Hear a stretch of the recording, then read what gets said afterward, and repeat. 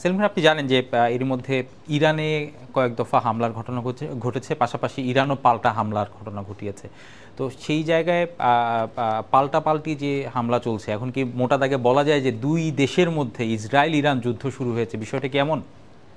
দেখুন, যে ইসরায়েলের হাতে এখন ইরান যে সর্বশেষ 200-র মতো ক্ষেপণাস্ত্র, ব্যালিস্টিক ক্ষেপণাস্ত্র হামলা চালিয়েছে, ইসরায়েলের হাতে কিন্তু এখন কোনো অপশান নেই। আচ্ছা, এখন একমাত্র অপশান হচ্ছে যে তাকে ইরানে উপর কোনো না কোনো ফরম্যাটে হামলা চালাতে হবে। এই হামলাটা কী ভাবে হবে বা কোন ফরম্যাটে হবে এখনও কিন্তু ইসরায়েল বলেনি। তারা বলে যাচ্ছে কিন্তু যে হামলা চালাবে। আচ্ছা, একটু আগেই যে নিউ ইয়র্ক টাইমসে একটা রিপোর্ট করেছেন, সেই রিপোর্টে বলা হচ্ছে যে ইসরায়েল যদি হামলা চালায় কোন কোন জায়গায় হামলা চালাতে পারে ইরানের।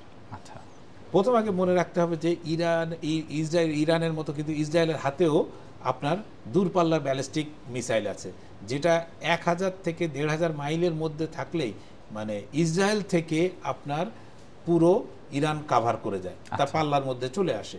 এই পাল্লার মধ্যে কি কি থাকতে পারে?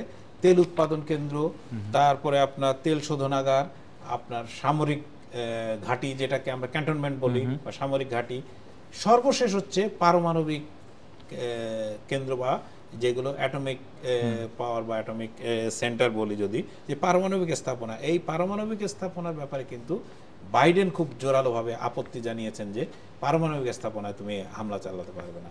আসলে ইসরায়েল যদি খুব মানে ইরানের এইসব জায়গায় হামলা চালায় তাহলে যুদ্ধটা পরিধি বাড়বে, কারণ ইরান ইতিমধ্যে বলে রেখেছে যে ইসরায়েল কোনো ব্যবস্থা নিলে তারা সেই পাল্টা ব্যবস্থা নিতে যে কোনো মুহূর্তে তারা পাল্টা ব্যবস্থা নেবে। সুতরাং এই যুদ্ধ যে আরও বড় ব্যাপ্তি লাভ করতে পারে সে বিষয়ে কোনো ধরনের কোনো সন্দেহ নেই।